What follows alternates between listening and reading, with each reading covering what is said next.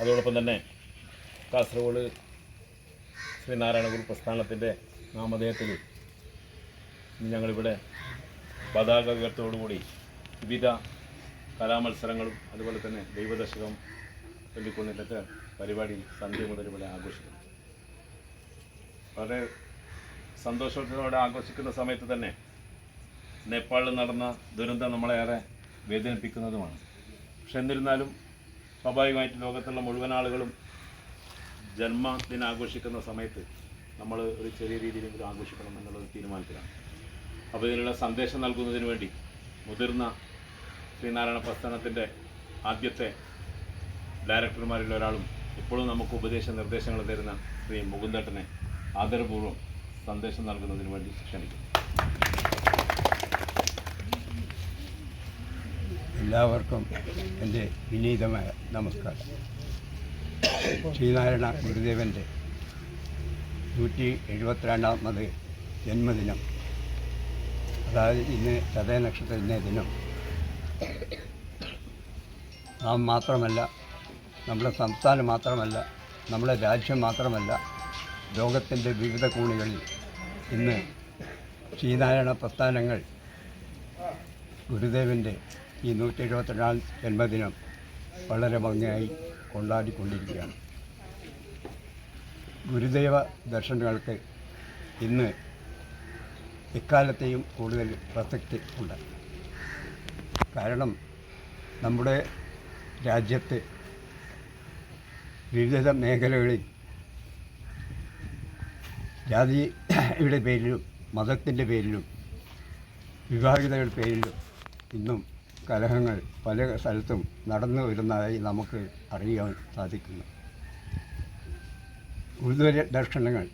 ഗുരുദേവ ദർശനങ്ങൾ ഇത്തരം കലാപങ്ങൾ, ഇത്തരം പ്രശ്നങ്ങൾ ഇല്ലാതാക്കുവാനുള്ള ഒരു മഹത്തായ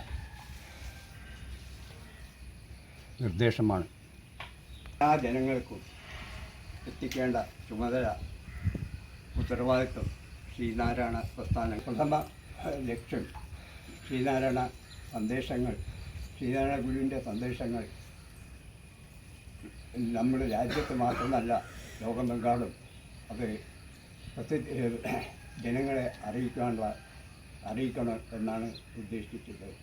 നവോത്ഥാന നായകനും സാമൂഹിക പരിഷ്കർത്താവുമായ ശ്രീനാരായണ ഗുരുദേവൻ ആ കാലത്ത് നിലനിന്നിരുന്ന ജാതീയപരമായ വേർതിരിവുകൾക്കെതിരെയെല്ലാം പോരാടുകയും താഴ്ന്ന ജാതിയിൽപ്പെട്ടവർക്ക് ദൈവാരാധന നടത്തുവാൻ വിഗ്രഹങ്ങൾ പ്രതിഷ്ഠിക്കുകയൊക്കെ ചെയ്തിരുന്നു.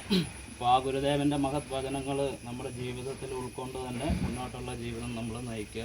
അപ്പോൾ എല്ലാവർക്കും ഗുരുദേവൻ്റെ അനുഗ്രഹം ഉണ്ടാകുമാറാണ്. ഈ വേളയിൽ കുറേ വർഷമായി ഇവിടെ നാരായണ ഗുരുവിൻ്റെ പ്രതിഷ്ഠ കഴിഞ്ഞ മുതൽ എല്ലാ സമയത്തും ഗുരുദേവൻ്റെ 9 മണിക്ക് ധ്വജാരോഹണം കഴിച്ച് മറ്റ് പരിപാടികൾ നടത്തുകയോ അതുപോലെ ഉച്ചക്ക് പായസദാനം, അന്നദാനം എല്ലാം ചെയ്യുന്നത്. അതുപോലെ ഈ വർഷവും തുടങ്ങിയിട്ടുണ്ട്. ഏതായാലും ഗുരുദേവൻ നമുക്ക് തന്ന ഈ ആദർശം അത് എന്നും നിലനിർത്തിക്കൊണ്ട് ഇനിയും നല്ല രീതിയിൽ നടത്തിക്കൊണ്ട് പോകണം. ഇന്നത്തെ ഈ പരിപാടി എല്ലാ രീതിയിലും ಆಶಂಸೆಯನ್ನು നേർന്നുകൊണ്ട് നിർത്തുന്നില്ല. ನಾರಾಯಣ ಗುರು 172ನೇ ವಾರ್ಷಿಕೋತ್ಸವವನ್ನು ಭಾಳ ವಿಜೃಂಭಣೆಯಿಂದ ಸುಬ್ರಹ್ಮಣ್ಯ ದೇವಸ್ಥಾನದಲ್ಲಿ ವರ್ಷ ಆಚರಿಸ್ತಾ ಬರ್ತಾ ಇದ್ದಾರೆ. ಆ ರೀತಿ ಇಲ್ಲಿಯ കമ്മിറ്റി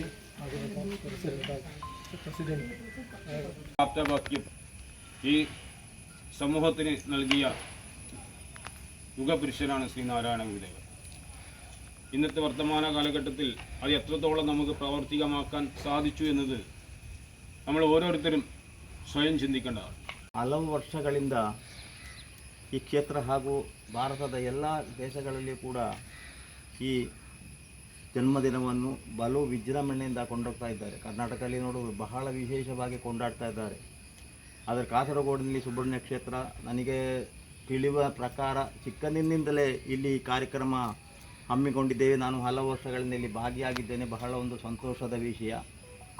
ನಾರಾಯಣ ಗುರು ಒಂದು ಮನುಷ್ಯನಾದರೂ ಕೂಡ ಅವರು ದೇವತಾ ಮನುಷ್ಯ ಅಂತ ನಾವು ಸಂಬೋಧನೆ ಮಾಡ್ತೇವೆ.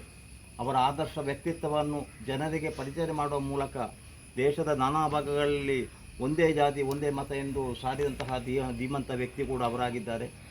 ಅವರ ಜನ್ಮದಿನ ಕೊಂಡಾಡಲಿಕ್ಕೆ ನಾವು ಹಲವು ಕಾರ್ಯಕ್ರಮವನ್ನು ಕೂಡ ಇವತ್ತು ನಾವು ಹಮ್ಮಿಕೊಂಡಿದ್ದೇವೆ.